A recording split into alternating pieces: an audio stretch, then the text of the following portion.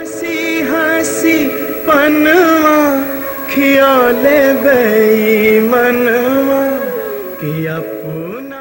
रउआ सबके प्रणाम, स्वागत बा खाटी भोजपुरिया अड्डा पर। ऐसा अड्डा जहां हमार कोशिश रही अपना बोली अपना भाषा में कुछ कहे के कुछ सुने के, फिल्म से लेकर दैनिक जीवन से जुड़ल किस्सा आप लोगन के सामने रखे के प्रयास जारी रही। आज बात भिखारी ठाकुर के, जिनका के शेक्सपियर ऑफ भोजपुरी कहल जाला। ओहो तो भिखारी मनवा पड़ेला और घोरिया मोरिया।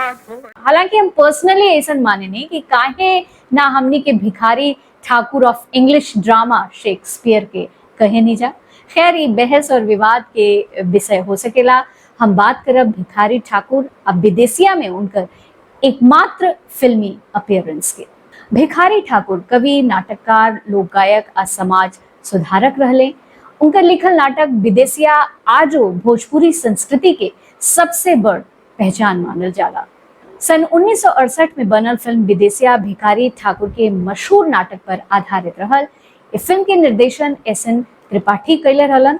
खास बात ई बा कि भिखारी ठाकुर खुद ए फिल्म में एक छोट लेकिन ऐतिहासिक रूप में नजर अले। भिखारी ठाकुर अब आप अपन गीत शुरू करें। खोजो तो कोटो सोरिया हो नगोरिया देखिया ना। कहल जाला कि भिखारी ठाकुर अपना जीवन में सिर्फ इहे एगो फिल्म में शारीरिक रूप से दिखाई दिले।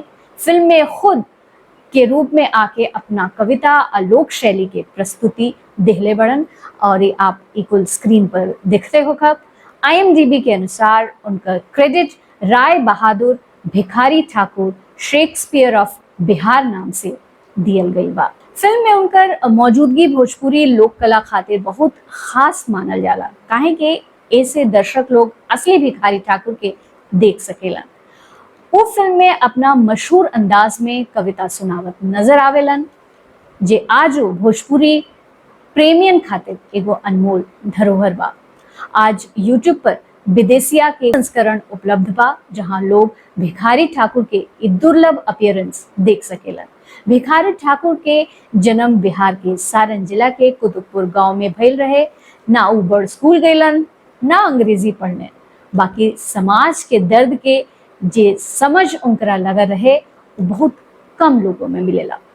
गरीबी, परदेश, औरतन की पीड़ा, दहेज, जात पात, इस सब मुद्दा पर वो नाटक लिखले। उनका नाटक विदेशिया, बेटी बेचवा, गबर घिचोर आजो भोजपुरी साहित्य के धरोहर मानल जाला। वैसे कुछ झलक आप सब दिखते बनी और ये बाकी मौका लगे तो जरूर ये फिल्म देखी और वो दर्द महसूस करी जो दशकों पहले हमने के लीजेंड भिखारी ठाकुर दे गए। आप सबके प्रणाम।